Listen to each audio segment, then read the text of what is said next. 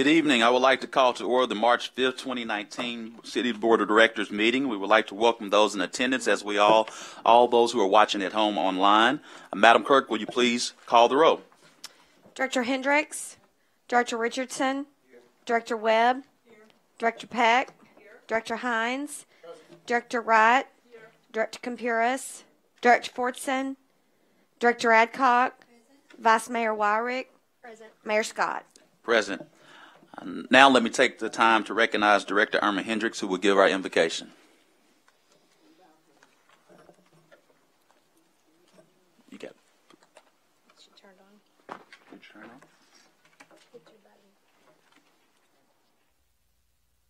There you go.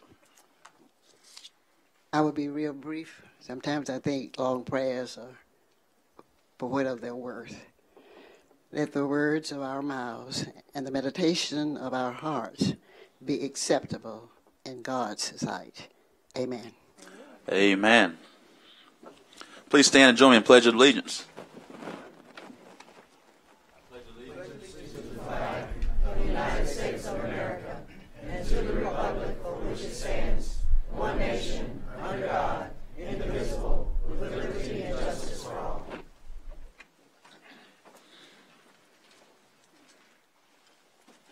And now we have the great privilege of recognizing a group of outstanding students here in the city of Little Rock, our National Merit Scholars. They have shown great tenacity, determination, persistence, and perseverance throughout their years of education here in our city. And we're excited for them and their new chapters of their lives. And thank you for representing our city well by being National Merit Scholars. If they would, please come as we have the national merit presentation.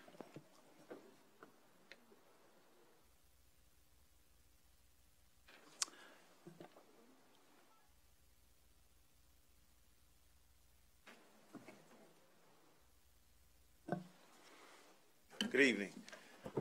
There's really not a presentation. We usually have them come forth and say their names and the schools they attend. So if they will stand and come to the podium and state your name and the school that you attend. And also, please let us all know what college and university that you will be attending. Again, thank you so much. I think we have right now Episcopal Collegiate that's starting first. I can tell by the ties.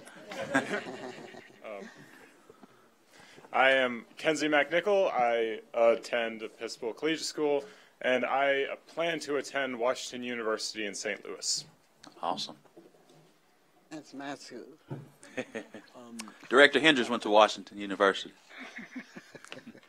I'm Ethan Strauss. I attend Episcopal Collegiate, and I'm planning on attending Dartmouth College. Awesome.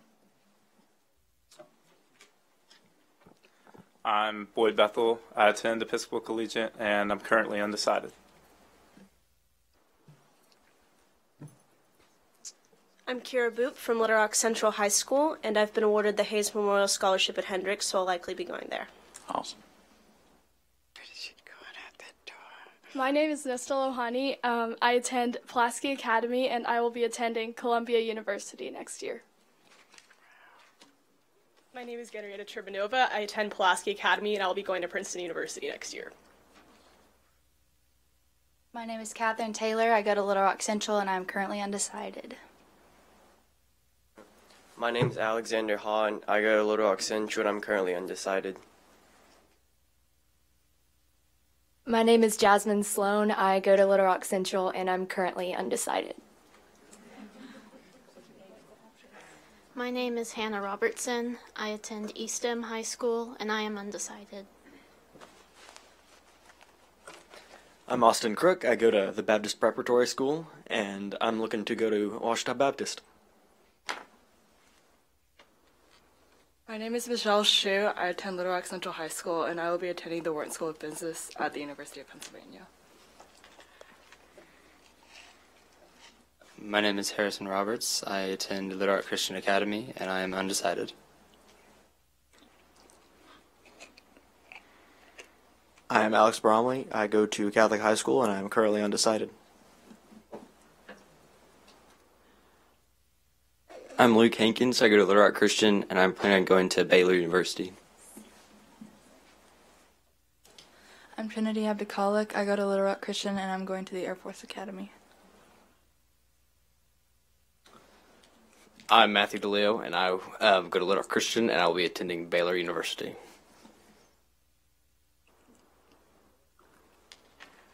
I'm Luke Weiner, and I go to Little Rock Christian, and I'm currently undecided. My name is Parker Moore. I attend Little Rock Christian Academy, and I will be attending the University of Tulsa. Let's give them all a round of applause.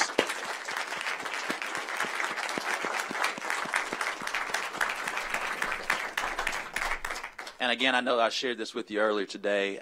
We are so proud of each and every one of you as you get ready to enter your next chapter of your life. I think on behalf of the entire city board, we want to make certain that you choose Little Rock after you're done completing college. And please make certain you come back and get invested into your city because you truly are our future. And we want to make certain that we do whatever we can to make certain that this is a place that's thriving for you as we move forward. So thank you so much, and congratulations again.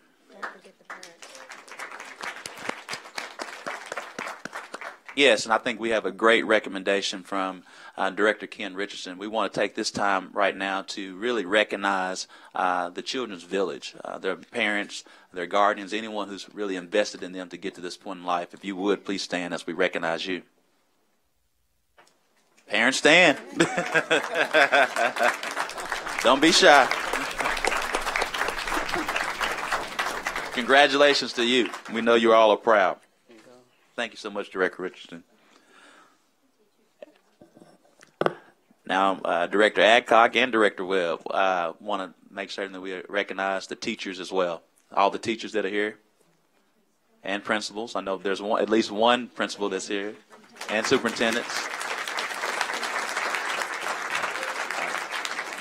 Thank you all. Thank you. Madam Clerk, out of point of personal privilege, I want to allow Director Lance Hines. We've already done roll call. Yeah, we started on time.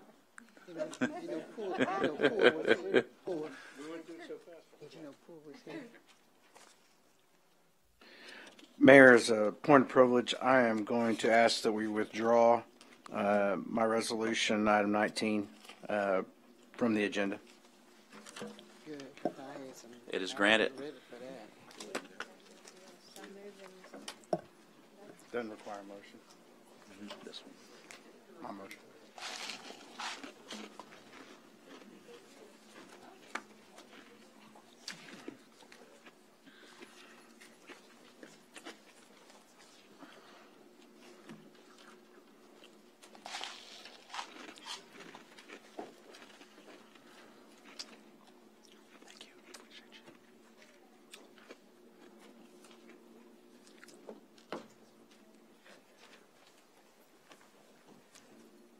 You vibrate. I was like, what's that noise? It's not how it's vibrating. What's yours?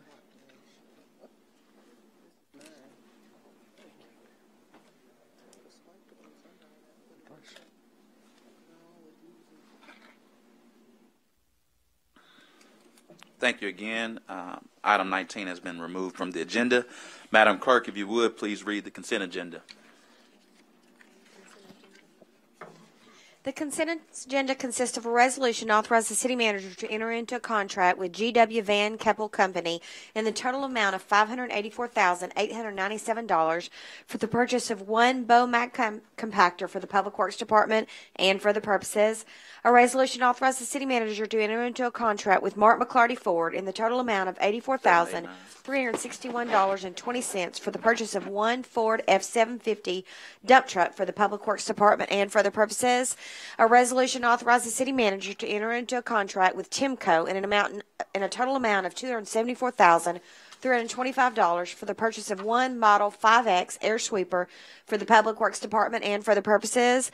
A resolution authorizes the city manager to enter into a contract with Alltech in the total amount of $221,850 for the purchase of one hydraulic bucket truck for the Public Works Department and for other purposes.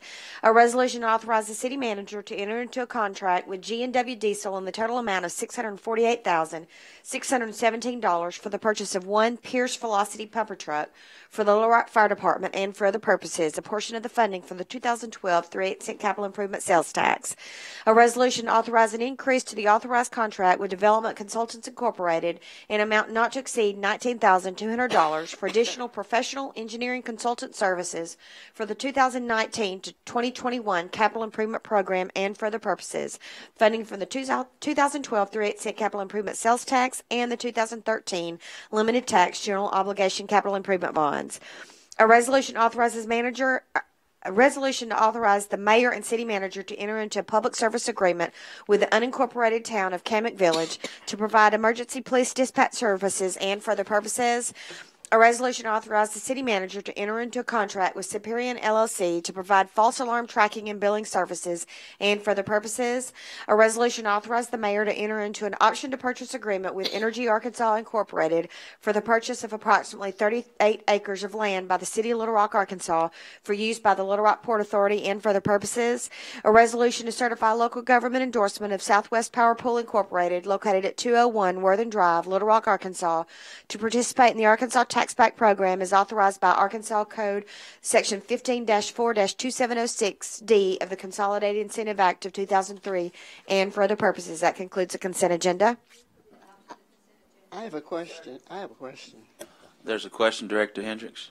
On Could you do it at 17?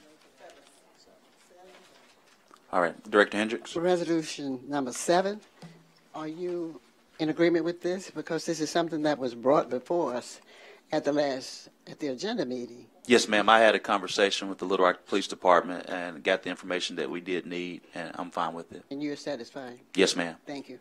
And we do, just for the record, Director Hendricks, there are some people that are going to speak around the notion of it during citizens communication. No. Yeah. Oh, yellow card citizen. Hold on a second. There's a motion and a second. All those in favor, please say aye.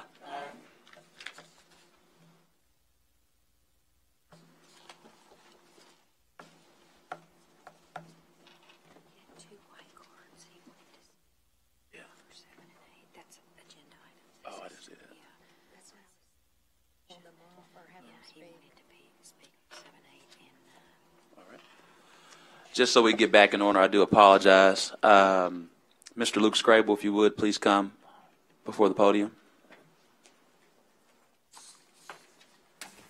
Good evening, Mayor. Good evening. Welcome to the city. Thank you so much. Yesterday, after receiving an FOI invitation from the Little Rock Police Department to contact the Southwest Precinct, I did. No answer. I let it ring about 20 times. I called the non-emergency number downtown. Second verse, same as the first. I let it ring about 20 times. I called 911. Third verse, same as the first, about 20 times. So I waited a little bit, and then I called back 911. Let them know it wasn't an emergency, but I told them what I just told y'all. My concern is with these two ordinances is the information I got in this FOI is telling me that we don't have dispatchers or police employees answering these phones. They're call takers. And I'm just curious if you further burden this system that doesn't allow calls to go to the Southwest Precinct, the non-emergency 911 for periods of, I don't know how long it takes, 20 rings, say a minute. You can't get anybody in 3 rounds of calls. I think if you further take on other cities' responsibilities for these calls, I think it'd be shooting ourselves in the foot. If you've talked it over with the police and you're comfortable, Mayor, do you think the staff of call takers we have now is going to be able to handle the extra load? That's question one. On resolution 8, what I don't understand is why we're going to an outside service for this false alarm tracking. Who was doing it before? Who's doing it now before this gets passed? Or you've already passed it, but who's doing it now, sir? And what's that costing us? Okay. I guess, do I sit down and get my answers? I want to make certain you were completed. Were you done? Well, yeah, it just seems like if we can't get, I make a couple calls just trying to get to the cap mount at the precinct, and I can't get in touch with anybody, and then we're going to add another city's workload on top of this, and we don't really have dispatchers, and we don't have police employees doing this. I'm thinking that this may need to be rethought again. Maybe we can push it back and discuss it a little more. Thank you. Yes, sir. Thank you so much, Mr. Scrable. And to answer your question, the first question is yes. After visiting with the Little Rock Police Department, we do think we can take on this workload. It's our understanding that it more than likely will be somewhere between 1 to 2 phone calls a day. And so approximately 365, 367 calls that we may receive for the year. As it relates to the issues that you've had, we will make certain that we look into those if you're having issues. So I do want to thank you for that feedback, and we do appreciate you. As for item number 8, to answer your question, I do not know that answer, but I will get it for you. Mr. Jones, could you make certain that I get that? We have Scott Massinelli here that could probably answer that. Thank you so much, Scott. Scott Massinelli, Treasury Manager. This company, Superion's been doing it for 3 years, and it's just a renewal. That we bid it out, they won it, and since they've started, it started in 2015, and since they've started, we've been tracking the numbers, and the false alarms have gone down pretty significantly, about 35%. So that's the goal. That's the goal, is for the false alarms to go down. So. Is it more economical to do it this way than to do it internally with city employees? Mr. Scrable, I will answer your question, but just to let you know that that was the answer to your question, but I will answer that. We do believe it is economical, hence the reason why we've renewed the past 3 years. I will share with you that we are going through an extensive phase of looking at different things within city government and the efficiency of how we're spending our dollars. And so if it doesn't come up to snuff within the next few months, that will be something that we will be looking into. Thank you so much, Mr. Scrable. Thank you, Mr. Massinelli. There's a motion on the floor and a second. All those in favor, please say aye. All those opposed, please say nay. All right, Madam Clerk, if you would, you have a, did you not? Yes, you do. Please come back. Sorry, I just saw your name once. That's all right, sir. I got one in on 19, but that'll be a discussion we can have in private, seeing it's off the agenda. I've seen in recent meetings here this year about a whole bunch of similar purchase agreements for the Riverport. And I was under the understanding that the Riverport was not a city entity, because I remember when Brian Day left here, I know he's not getting paid by the city, and he's the big cheese out there. So my first question is who does Brian Day report to? Does he report to the city? To this government? Does he report to you, Mayor?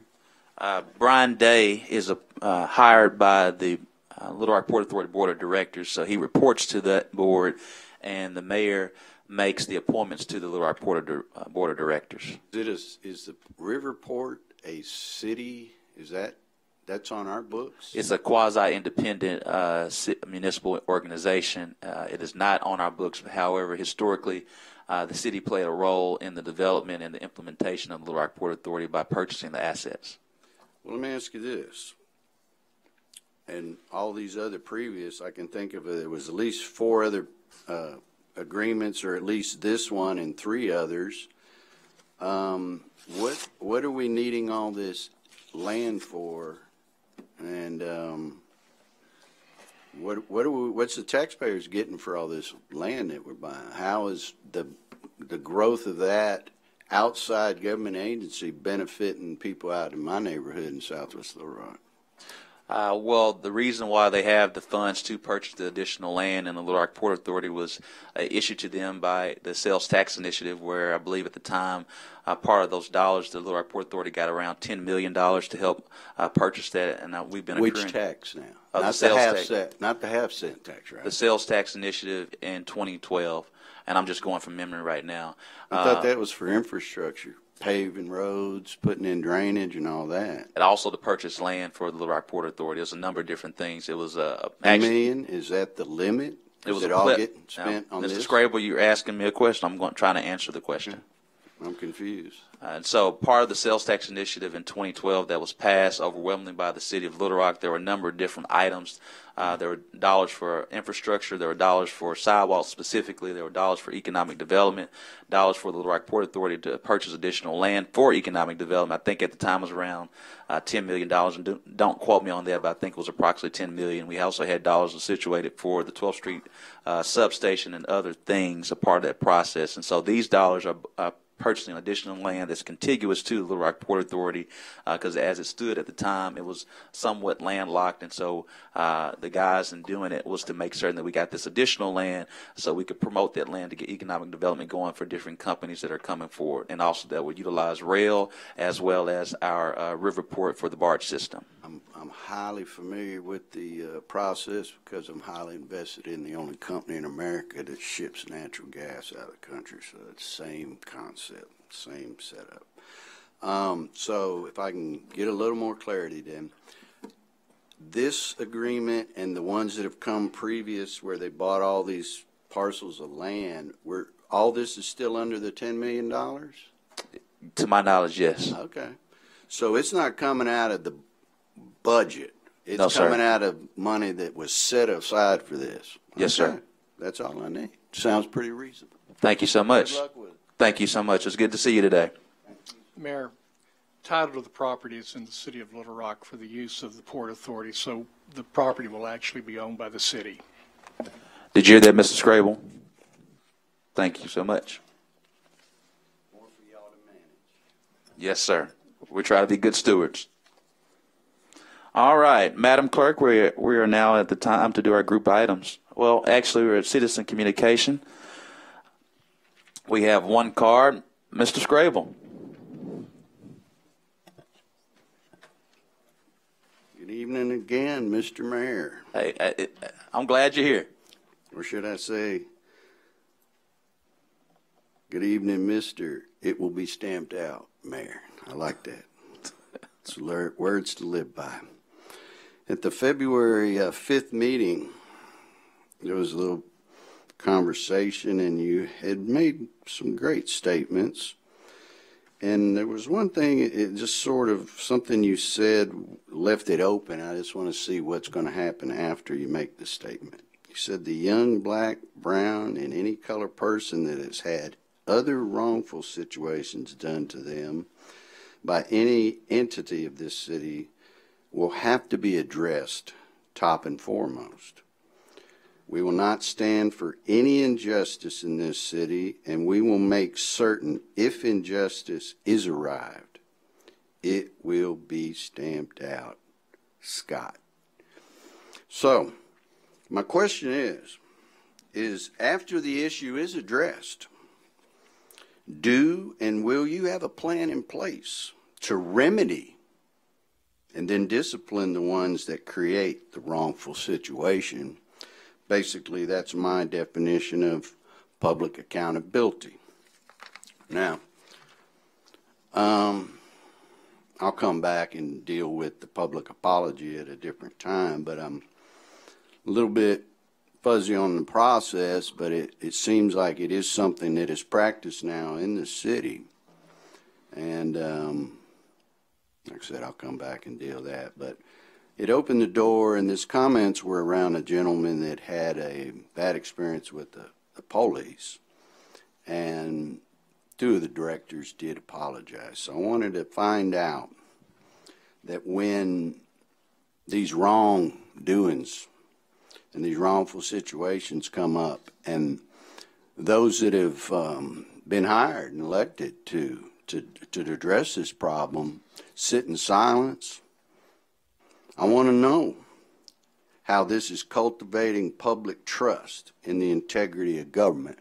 This is part of the Code of Ethics.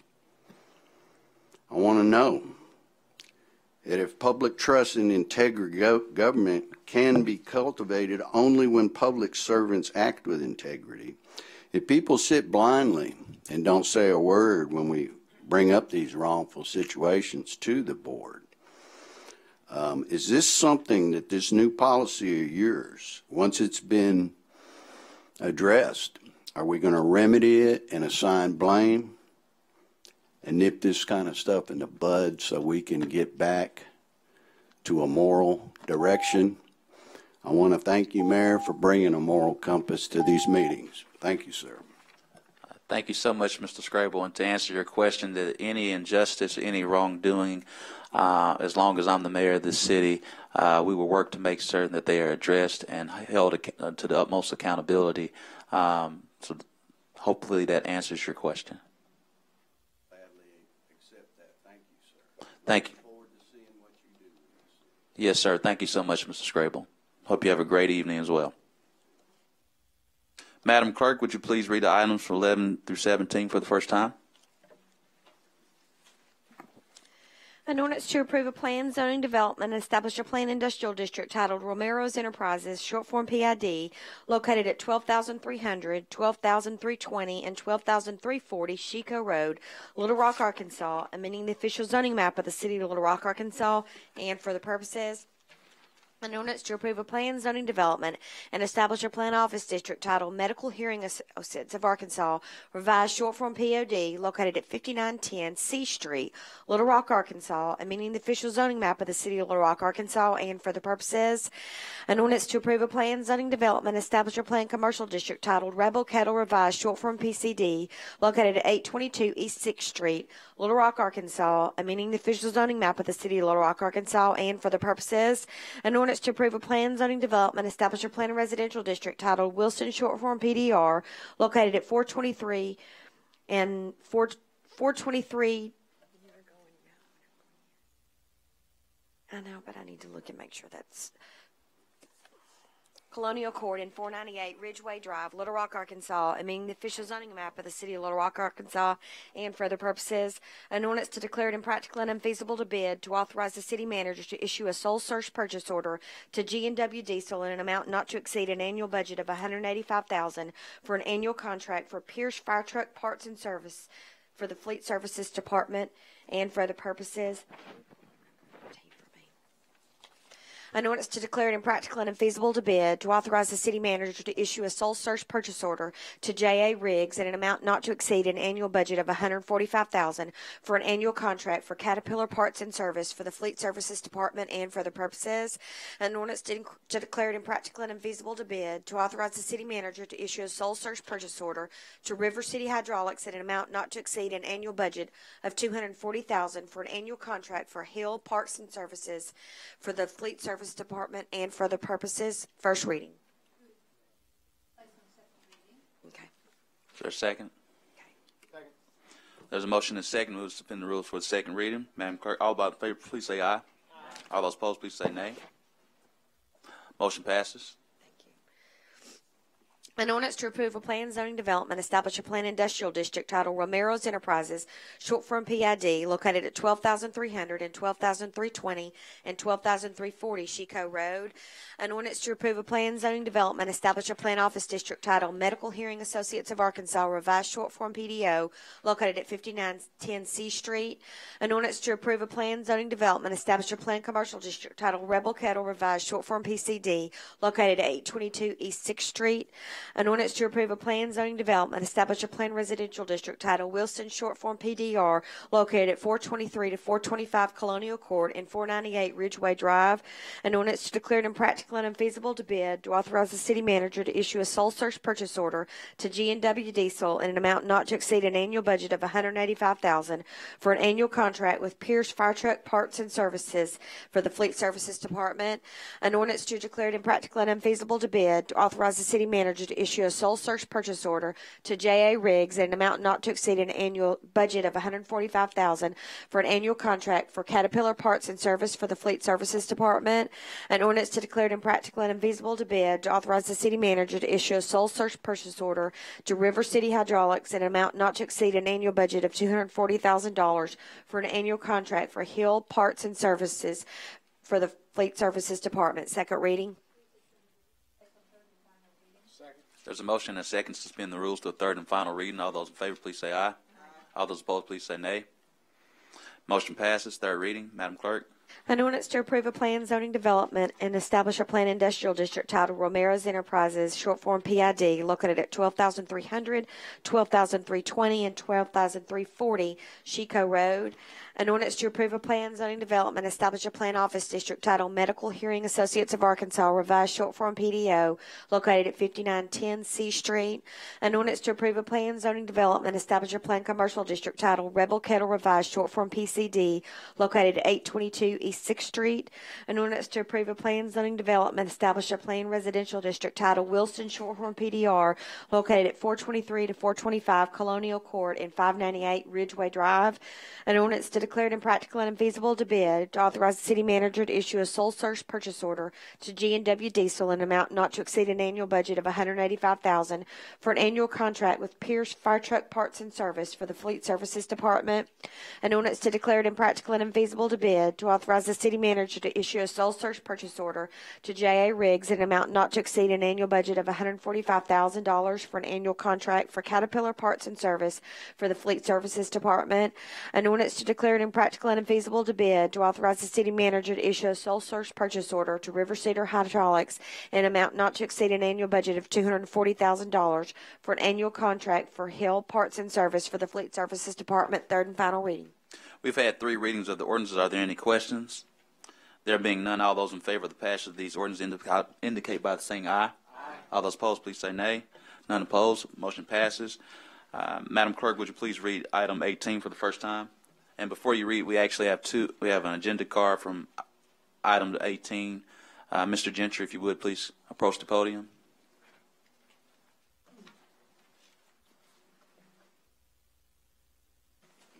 Thank you, Mr. Mayor. I've got a handout, if I may start it.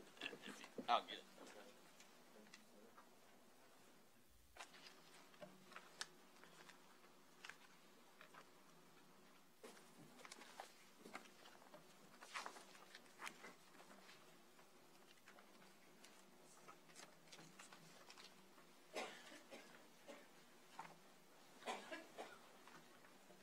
Please proceed. Mr. Mayor and members of the board, thank you for your time and service to our city this evening, and it's great to be before you. I am Frederick Gentry, and I serve on the 12th Street Jumpstart Branding Subcommittee. It's hard to believe that it's been 9 years since the City Board adopted the community-driven 12th Street Corridor Master Plan. Since then, there has been over $82 million worth of public-private investment made within the boundaries of the corridor. While there has been progress made, there are still goals to achieve to ensure the continued positive growth in this part of our city. The funding that is brought before you tonight is a result of a 12th Street Jumpstart grant from MetroPlan, which was written by myself and my colleagues in 2014. These funds were and are intended to be used to for the establishment of the Jumpstart Plan and its implementation. While you can view the plan in its entirety on the city's website, I provided you with a copy of the grant action steps and implementation strategies that you have in your handout. I have also provided you with a list of accomplishments and I am happy to report that we have achieved many of these action steps and strategies, some of which have required action by the City Board. I've put a check mark by the ones we've completed, and I'll mention some of those. We have adopted the Cedar Pine Design Overlay. We have assembled a stakeholder group for implementation. We created a Merchants Association. A Complete Streets ordinance has been adopted, and we are now in the process of adopting street improvements focused on cedar and pine. Some private funds have also been raised to help protect and rehab the historic Lee Theater that sits behind the Hinton Center. All of these are outlined in that plan. There has been mention of creating a pocket park in the neighborhood, and while that is something that we hope to pursue in the near future, this is not included in the grant implementation strategies that I have just provided to you, outlined in that grant. However, the next major step is to create a branding and marketing plan for the 12th Street core, which is highlighted on the last page of your action steps and implementation strategies handout. Some of the branding committee members who could not be here tonight due to other community obligations have signed a letter of support, which you have before you. As mentioned in the letter, Craft & Toll stands highly qualified to provide the professional services that will help assist the community in looking at a long-term comprehensive branding strategy. Because of their history working with and gaining the trust of the 12th Street residents since 2008, we urge you to move this matter forward in an expeditious manner so that we can continue with the momentum that has already been created. I thank you for your time and consideration. Thank you so much, Mr. Gentry. Mr. Muse, Director Adcock. Frederick, I've got a couple questions. On this branding, I know it says front sheet you've got 4 members of the committee. Is this 4 members of the team? As you just Director Adcock, could you move the mic towards you? I'm sorry, I can't move my chair up.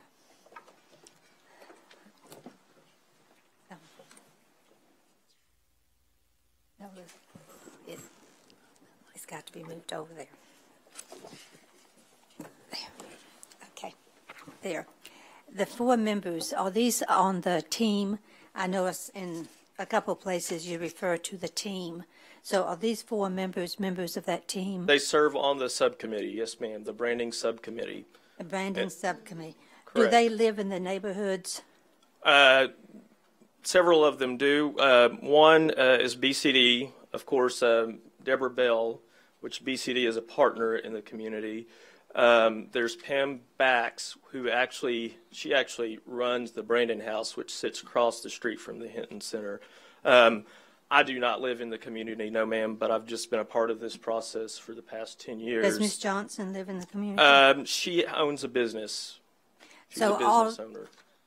3 out of 4 of these are business owners, but there's no neighborhood person on this committee?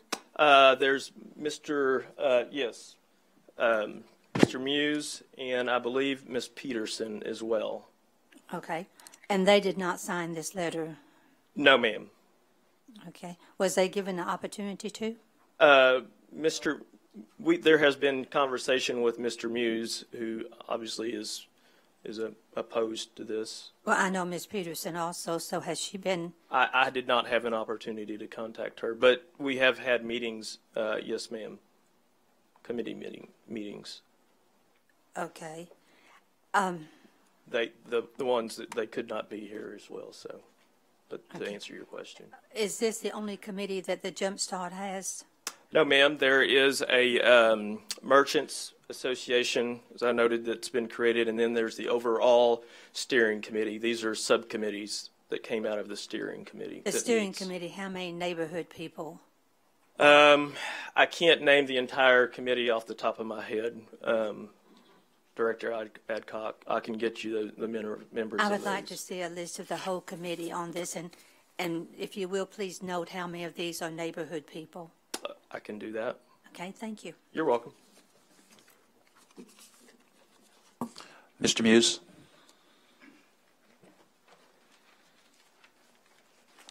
Thank you, Mayor. Vice Mayor, Board of Directors, I appreciate this opportunity to speak with you this evening. I did bring a copy of the 12th Street Corridor Plan, which I will allude to. Back in late summer of 2017, the subcommittees of the Jumpstart Steering Committee began their respective assignments. Tonight, I will speak only of the branding subcommittee and of the varied and multimedia as well as in-person processes we use to reach out to everyone along the 12th Street Corridor, including businesses. We began with detailed surveys that were widely circulated along the 12th Street Corridor and to anyone visiting the Willie Hinton Neighborhood Resource Center, as well as Brandon House, a community program for youth on 12th Street near the Hinton Center. And I will stop there to say that the Baxes, which I appreciate so much for what they're doing, live in Hot Springs. We asked that these surveys be filled out and brought back to the center when finished and established a deadline. We even extended the deadline and made more surveys available to encourage more participation. Some took multiple surveys to hand out door to door. I was one of them. In the end, we had a good sampling returned, which represented about 20% of the total. And statistics, that's not too bad. At our second meeting, we met with Ms. Hillis Shield from SOMA to hear about how SOMA developed their brand as well as their business alliance and the marketing that took place to achieve success in making their name well known. The city also came out at about this time to hold a press conference announcing the process of rebranding the 12th Street Corridor. Soon afterward, we adopted branding as the terminology to be used. Rebranding presumed that the 12th Street Corridor is how most referenced or thought about the area south of I-630 across from the UAMS campus and between University Avenue and Woodrow. Everyone seemed to agree we needed a new identity, a new name. The Jumpstart is a narrower development concentration bounded by Lewis Street to the west, Maple Street to the east, I-630 to the north, and 14th Street to the south. Oslam and Lenny from Little Rock Planning, who I also appreciate very much for their participation, who designed the survey, also designed a voting system from which all names submitted in many ways were saved or eliminated by each participating voter choosing two names they did not wish to have as the name for the area. This was done via email and sent to absolutely everyone from whom the branding subcommittee and Jumpstart Steering Committee had gathered contact information. The result was 6 names remaining. At the last regular meeting of this board, I reported that the name for this area had been chosen. I mentioned that the name is in the box, which, for clarification, I should have said ballot boxes, plural.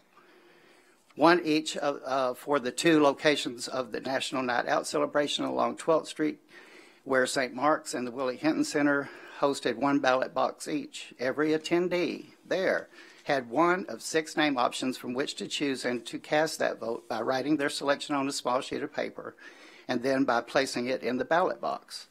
The boxes were continually monitored by both the city and community person.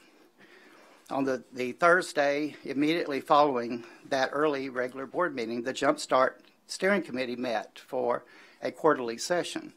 After some lively deliberation, it was decided that indeed the brand name is one of the 6 in the ballot boxes.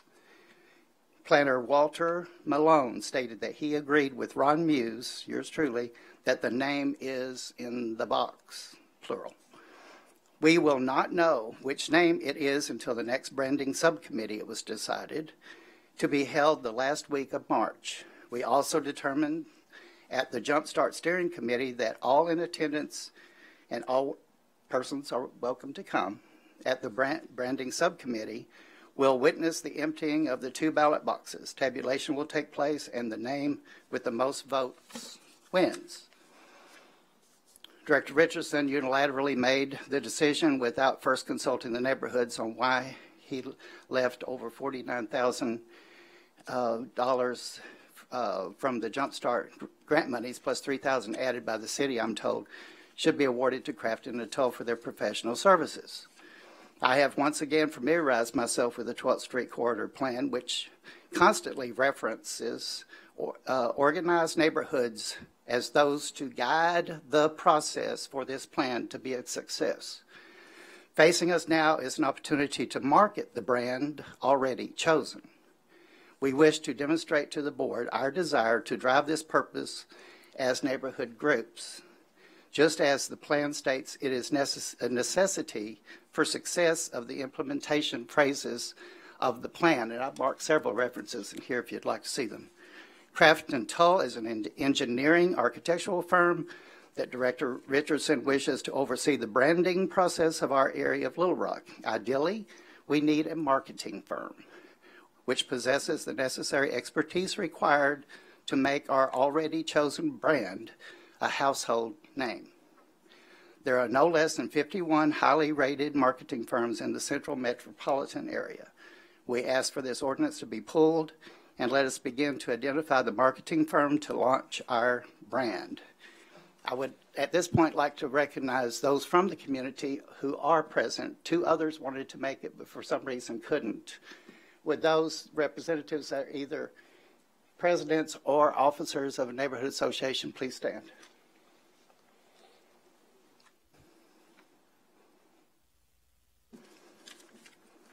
And you'll note at the ending of this, and I thank you for listening once again, that I am the community chair of the branding subcommittee and Jumpstart steering committee member also. Thank you, Mr. Muse.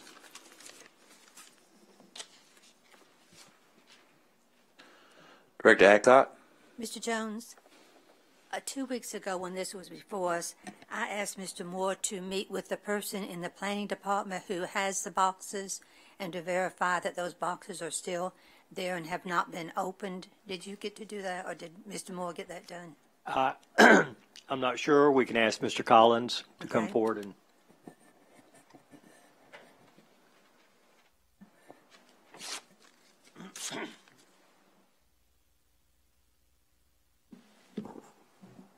Director, excuse me, Director Adcock, those boxes are in our office and they are still unopened.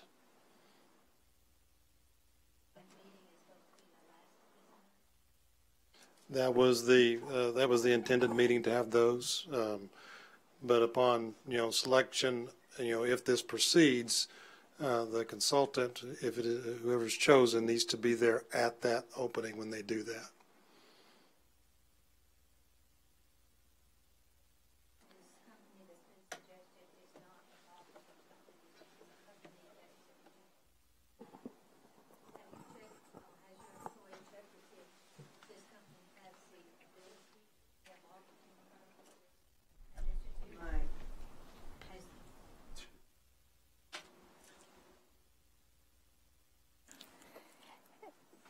I'll wait till he gets it turned on.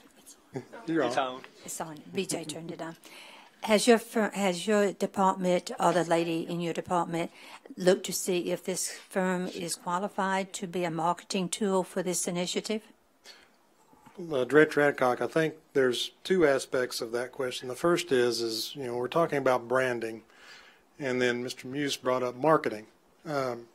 And we sent out a memo trying to explain what branding is, and the different steps of branding.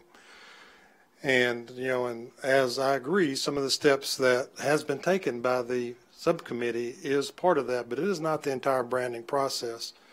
Marketing is more of an implementation of a branding that you come up with. A good example that everybody can see is in a commercial entity, which is not necessarily this neighborhood, but a brand is a red roof that sells pizza. Marketing is the selling of that so that people would come to that establishment.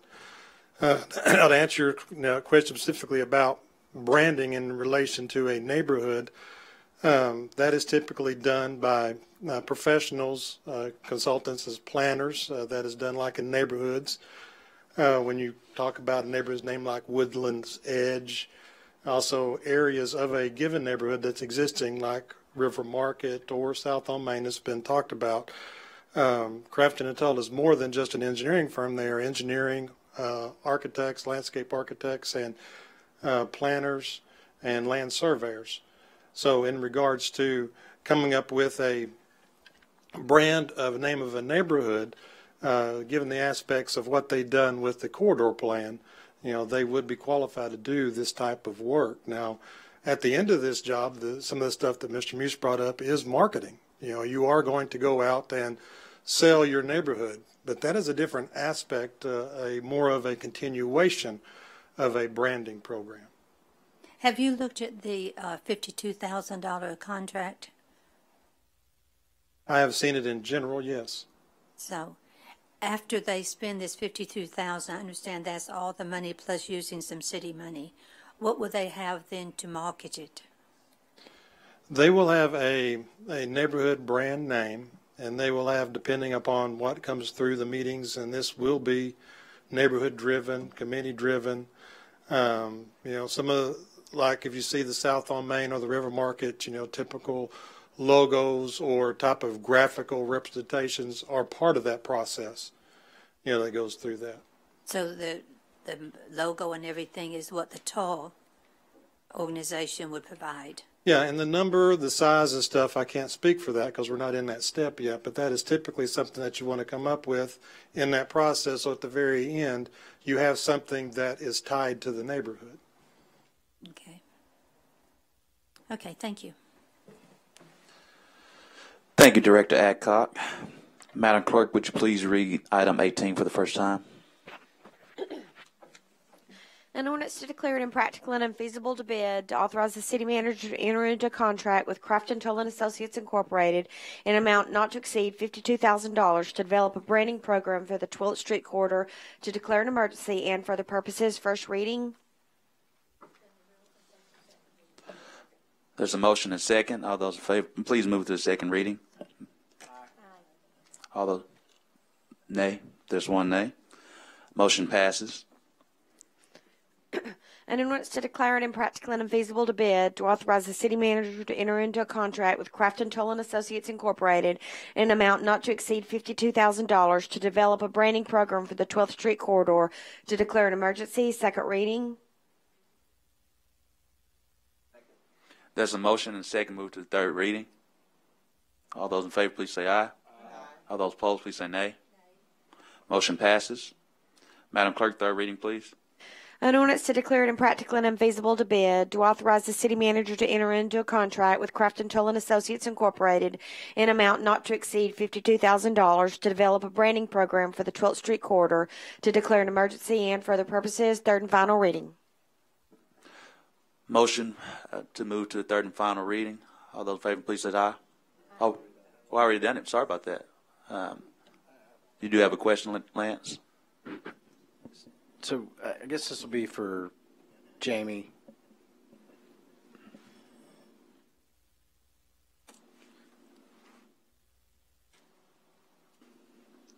So Jamie, I just want to make sure I understand. So I understand the reason for Crafton Toll being involved in the process is they helped design the original corridor.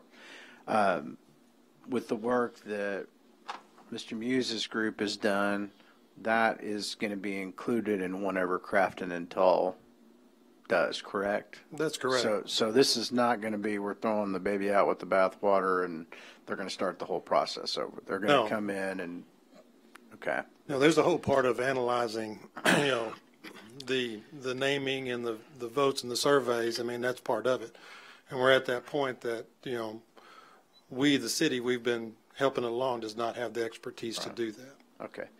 Any other question? Do we have anybody from Crafton and Toll here this evening? I do not believe so. I think probably what the crux of everybody's concern is that I think everybody views them as an architectural firm, and I did some research on their website. Are they a multidisciplined firm that's done marketing and branding before? I think that's where we're all kind of, I think, probably trying to figure all this out. Well, I can't speak specifically for the marketing, and I don't know every project that Crafton and Toll has done, but if you look on, their qualifications, some of the stuff they put on the website when they've even turned in to do the 12th Street corridor plan, that they do neighborhood meetings, neighborhood action plans, as it relates to, like when they did the 12th Street Corridor Plan, where they meet with the neighborhoods, go through and facilitate meetings and come up with, the ideas, just like, Mr. Muse presented in that package that's called the 12th Street Corridor Plan, which this was one of the aspects, of them. I think there was like 25 ultimately listed action items through that plan. Okay, and then the other thing, looking from the write-up we got from the city manager, the last part of it was that where the pocket park issue is concerned, that no money had been allocated out of this for any of those, and the city does not own the property, correct? That is correct. Okay, that's all I needed. Thank you. Director Webb. Thank you, Mr. Mayor. Follow up to Director Hines. For Jamie, I understand meeting facilitation and all those other things, but that's not the same as branding. And I think we heard that there were 50-something organizations in the metropolitan area that were qualified to do things like that. And so I'm just still not clear of why it would not be practical to bid this out. Director Webb, the challenge for something to be unfeasible and impractical in order to do it as a sole source under Arkansas law is difficult. What happened in this case is that all the money is not coming from the city. And as I understood it when I was asked to do this, the firm of Crafton & Toll was chosen by the groups that provided the money before and are behind it now. And so that's where the impractical and unfeasible comes from. Oh, okay. Okay, thank you. And one more question, and this is clarification. I think it's for Mr. Muse. If you would. You said you were chair of the subcommittee on... Community chair, yes. I'm the only one on the committee who lives in the neighborhood, and I represent the wishes and will of the neighborhoods with which I am in constant contact. And the committee you're chair of is the branding committee? Yes, ma'am. Okay, thank you. Director, redo it again for me, Director Wright. Director Wright. Thank you. I believe Director Webb's question addressed my concern about Crafton & Toll having that expertise. I am familiar with them. I worked with them on the West Central Master Plan, and I know that they have the expertise to develop plans for parks and things like that. They developed that plan in 2009. So but they did not develop the brand. That was the question mark that I keep having, because they did not. But they did host all the community meetings, and they developed a very thorough plan, and that we're still working from right now. But if this is driven by the people that donated the money, that kind of answers that question. Thank you.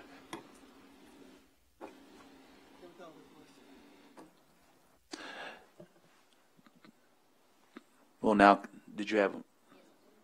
I thought you had just had you had already spoken. So you're speaking again. All right. You have another question? All right. I don't quite understand what you said, because this was a grant that was given to the community. So you said the people with the money, but the people giving the money gave it to the community, didn't they? And the community is what we're talking about today. Director Adcock, I was asking the same question that I think you're asking when I was asked to make this a sole source ordinance. Mm-hmm. And I think y'all are well aware that we don't do a lot of them, and if we do, it's usually because we have to. Particularly, the most common one is somebody to do maintenance contracts or computers, because once we sell the computer, they're the only ones who can fix them. What I was informed on this one is that there were different groups that had given money that were the basis of this grant. And they were the ones that had approved the Crafton & Toll when it was initially chosen, and that's who was desired at this point. But we have heard that this was a Jumpstart grant given by Metroplan. So how could that be? The people who gave it wanting Crafton and Toll if it was a grant given to the community?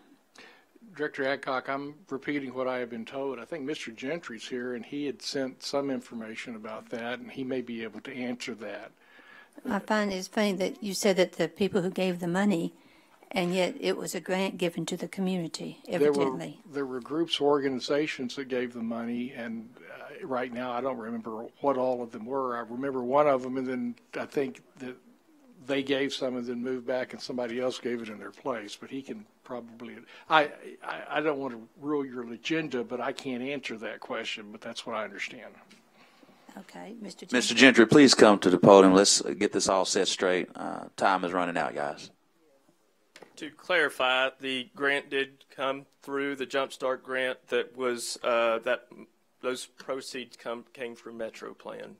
To clarify that, I think when we talk about Crafton Toll at this point and the expertise that they have over the years, number one, if we went with somebody else at this point because they have done the groundwork over the past, well, since 2009 or so, we would kind of take a step back. We would spend more time. We'd waste more resources and money to bring another firm up to speed as to where we need to be to get this moving along. I believe part of their services that they intend to render is to also receive assistance from a firm that also has more of a background, Director Wright, in branding. And so they will partner with that company. I do know that. However, if we try to get somebody else that's not been involved and engaged in this process for the past 10 years, that's where the necessity is to provide and to work with the expert that has a little more branding. That's, usually planners do bring in folks that have a little more expertise under them a little bit in some of that area, and that is the intent of what's going to happen with this. Do we have that in writing that they're going to bring in an outside? I believe that's part of the scope of services that was provided. Okay. And Mr. Carpenter, do you need to change your ordinance since the Metroplan evidently did not ask that these people be given this bid? Director Adcock, the question I was hoping was answered were who were the entities that gave the money, and I don't remember who they were. I think Metroplan gave some. It seems to me at one point Children's Hospital was interested, and then I think they were not interested, but I was told more than once that there were 2 or 3 different groups that were the source of these funds. I would like to see the source of all the Jumpstart funding, please. Thank you. I can tell you that. Hold on, Mr. Gentry. I'm sorry. Hold on 1 second. Let's make sure we're in order. Absolutely. Mr. Collins, are you aware of the funding source? Mr. Jones, can you find that out pretty shortly? I'm not, Mayor, I am not aware of all the entities that are the funding. So that being said, we do understand that there are multiple people who are part of the funding source for this particular grant. So the Jumpstart grant, as I understand it, and I could be wrong, does not provide all the sources a part of it, but this historically had one particular agency that was part of the process. If we all understand, when you're dealing with the Jumpstart grant and you're dealing with the renovation of the 12th Street corridor, there is a design team that's a part of that process that generally comes from designing and engineering. And anytime that you do design and engineering of a new residential area or a systematic area, there are components to design and marketing. And most times, a designer will have a PR company that comes part of as a subcontractor part of that process. So that's exactly what we're talking about here today, everyone, that the engineers are not going to do the branding and the PR. What they are going to do is the design of the particular neighborhood, and then they will contract with a subcontractor to do the marketing and the branding for the process. That's exactly what we're talking about here today, because there's still going to be instances where the design group, which will have to be an engineer or architect, will still have to become in place. So that's my general understanding of the knowledge. Can we please move towards a vote? Third, we've had 3 readings of the ordinances. Are there any questions? There being none, all those in favor, please, for the passage of these ordinances, motion with the passage of aye. All those opposed, please say nay. Nay. Ayes have it.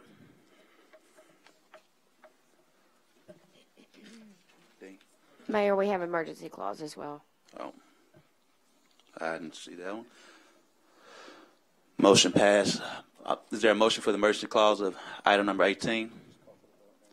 All those in favor, motion for the vote. All those in favor, please say aye. All those opposed, please say nay. Nay. Ayes have it. Director Campuris. I'd like to go into executive session to discuss a matter. Excuse the executive session.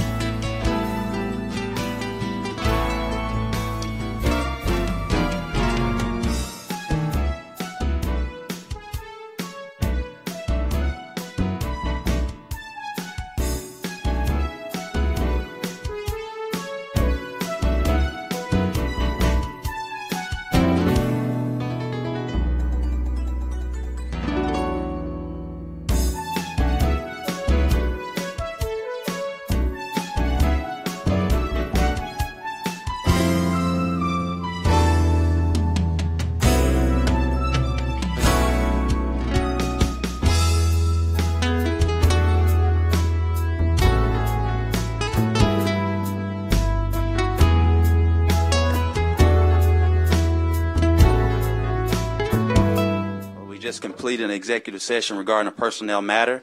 Mayor, we didn't get who took the second to the motion to go into executive session. We need that for the record. Director. We may have to go look at the videotape. I don't remember. There's been some time since then. Director Compure's moved to go into executive session for the personnel matter. We didn't get the second. Does anybody know who it was? I said second. Okay, thank you. You can put me on the record. Motion to adjourn. Second. We have to announce our. Oh, we just completed our personnel meeting regarding City Manager Bruce Moore, and we have made a decision on his employee agreement that was voted upon in December 2018. Motion to adjourn. Tom? You need to explain that. Sure. We explained basically part of his new agreement that was voted upon in 2018. There was some discrepancy as far as that particular order, and to be aligned with the city attorney, he now is on par at 1,040, and due to that, portion of that 500 hours will be distributed to him incrementally over the period of 2019. Is that okay? Motion to adjourn. Second. All those in favor, please say aye. Aye. Motion passes.